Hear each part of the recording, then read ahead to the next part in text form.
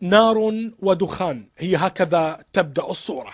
هو الانفجار الأقوى من نوعه يضرب مدخل سيطرة رئيسية في الحلة.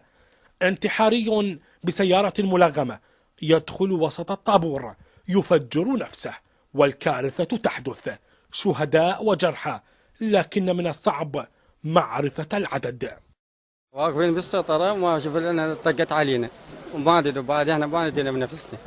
بالقوة طلعنا نسوان وياي خطية جرحا بالمستشفى وبعد هاي ما ضحايا كل شيء بالقوة طلعناهم. قعدنا الصبح قاعدين عائلة، ما حسينا غير الجام فوق روسنا والشباك كله علينا، احنا جهالنا وعوائلنا وكل هسه جرحى بالمستشفى. وتفضل حط الكاميرا وشوف تفضل المنظر اللي صار بينا، فاجعة من الصبح. هي هكذا تبدو الحلة، تعيش أسوأ أيامها، دماء تسيل وأرواح تزهق، وإرهاب لا يقف عند حد ما. سيطرة الآثار هي الهدف الأبرز لهم. جهال راحت، شرطة راحت، واسعاف يشيلها تطلع بالتلفزيون يقول لها 5 6 عمي خلي يجون يشوفون صور. ناس كلها راحت، ها شوف الدمايه من الصبيح ليسه هواي راحت. من كان في هذه السيارات المحروقة أما استشهد أو كان في جروح خطرة.